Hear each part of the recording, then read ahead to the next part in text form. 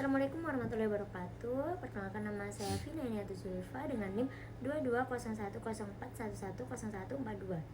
Jadi saya akan menjelaskan tentang konsep bimbingan konseling atau BK. Dari kata bimbingan sendiri itu berasal dari bahasa Inggris guidance atau berasal dari kata kerja to guide yang mempunyai arti menunjukkan atau membimbing. Nah, untuk istilah konseling berasal dari bahasa Inggris to counsel yang berarti memberi saran atau nasihat. Berdasarkan definisi tersebut, dapat disimpulkan bahwa bimbingan dan konseling merupakan layanan bantuan yang diberikan kepada siswa atau peserta didik secara sistematis dan berkelanjutan yang dilakukan oleh guru BK atau konselor dengan tujuan membantu peserta didik agar mampu mengenali dan mengembangkan potensi dirinya secara optimal serta dapat menyesuaikan diri dengan lingkungan pendidikan, keluarga, dan masyarakat. Adapun tujuan bimbingan konseling secara umum untuk membantu para peserta didik dalam mencapai tugas perkembangannya dengan optimal secara pribadi, sosial, dan sebagai makhluk ciptaan Allah. Adapun beberapa tujuan utama bimbingan konseling di sekolah itu yang pertama, membantu dalam perencanaan perkembangan karir, penyelesaian studi, serta jenjang pendidikan selanjutnya. Yang kedua, membantu peserta didik agar bisa cepat beradaptasi dengan lingkungan sosial mereka. Yang ketiga, ada mengetahui dan membantu menyelesaikan hambatan peserta didik dalam menghadapi masalahnya. Dan seterusnya. Adapun jenis-jenis bimbingan konseling yang pertama, orientasi, yaitu layanan yang membantu peserta didik memahami lingkungan baru. Yang kedua, itu informasi, yaitu layanan yang membantu peserta didik menerima dan memahami berbagai informasi diri, sosial, belajar, karir, dan pendidikan lanjut. Yang ketiga, ada penempatan dan penyaluran, yaitu layanan yang membantu peserta didik memperoleh penempatan dan penyaluran yang tepat di dalam kelas.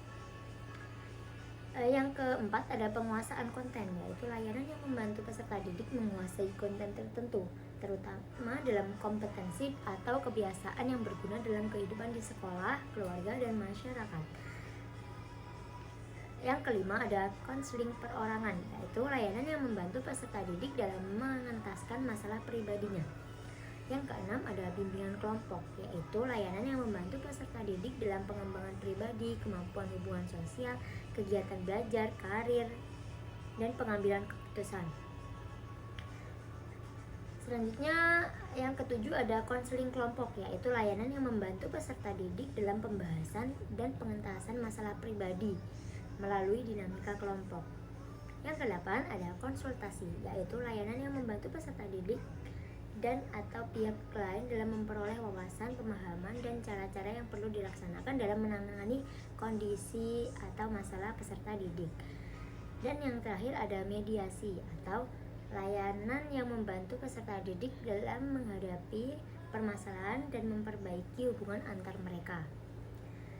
Selanjutnya, ada asas-asas bimbingan konseling. Yang pertama, ada asas kerahasiaan. Jadi asas BK yang menuntut dirahasiakannya segenap data atau keterangan tentang peserta didik yang menjadi sasaran layanan. Yang kedua, ada asas kesukarelaan, yaitu asas bimbingan dan konseling yang menghendaki adanya kesukaan dan kerelaan peserta didik dalam mengikuti atau menjalani layanan kegiatan yang diperuntukkan baginya. Yang ketiga, ada asas keterbukaan, yaitu asas bimbingan dan konseling yang menghendaki agar peserta didik yang menjadi sasaran layanan atau kegiatan bersikap terbuka dan tidak berpura-pura. Jadi mereka itu jujur. Terus yang keempat, ada asas kegiatan, yaitu asas bimbingan dan konseling yang menghendaki peserta didik menjadi layanan sasaran berpartisipasi secara aktif dalam penyelenggaraan layanan atau kegiatan bimbingan. Lalu yang kelima, ada asas kemandirian, yaitu asas bimbingan dan konseling yang menunjuk pada tujuan utama bimbingan dan konseling, yaitu peserta didik sebagai sasaran layanan bimbingan dan konseling diharapkan menjadi individu-individu yang mandiri dengan ciri-ciri mengenal dan menerima dirinya sendiri dan lingkungannya. Keenam, ada asas kekinian, yaitu asas bimbingan dan konseling yang menghendaki objek sasaran layanan bimbingan dan konseling, yaitu permasalahan peserta didik dalam kondisinya sekarang. Lalu yang ketujuh, ada asas kedinamisan, yaitu asas bimbingan dan konseling yang menghendaki agar isi layanan terhadap sasaran layanan yang sama hendaknya selalu bergerak maju, tidak monoton di situ-situ saja, dan terus berkembang serta berkelanjutan sesuai dengan kebutuhan dan tahap-tahap perkembangan dari waktu ke waktu. Yang kedelapan, ada asas keterpaduan, yaitu asas bimbingan dan konseling yang menghendaki agar berbagai layanan bimbingan dan konseling baik yang dilakukan oleh guru pembimbing maupun pihak lain serta menunjang harmonis dan terpadukan untuk itu. Jadi harus ada kerjasama antara guru pembimbing dan pihak-pihak yang berperan dalam penyelenggaraan pelayanan BK. Selanjutnya yang kesembilan, ada asas kenormatifan, yaitu asas bimbingan dan konseling yang menghendaki segenap pelayanan BK didasarkan pada tidak boleh bertentangan dengan nilai-nilai norma yang ada.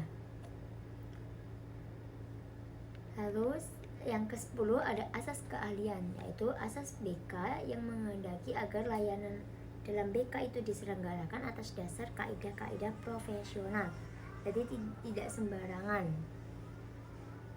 Selanjutnya yang ke-11, ada asas alih-alih tangan, yaitu asas bimbingan konseling yang menghendaki agar pihak-pihak yang tidak mampu menyelenggarakan layanan BK secara tepat dan tuntas atas suatu permasalahan peserta didik mengalihtangankan permasalahan itu kepada pihak yang lebih ahli. Jadi kalau dalam BK tersebut ternyata ada yang kurang bisa, harusnya dipindahkan ke yang lebih bisa gitu ya, yang lebih ahli menangani masalah itu agar menyelesaikannya tidak sembarangan. Yang terakhir, ada asas Tutwuri Handayani, yaitu asas bimbingan dan konseling yang menghendaki agar pelayanan bimbingan dan konseling secara keseluruhan dapat menciptakan suasana yang mengayomi atau memberikan rasa aman, mengembangkan keteladanan, memberikan rasa aman serta kesempatan seluas-luasnya kepada peserta didik untuk maju. Nah, sepertinya cukup sekian penjelasan dari saya tentang konsep bimbingan konseling. Kurang lebihnya mohon maaf dan terima kasih. Wassalamualaikum warahmatullahi wabarakatuh.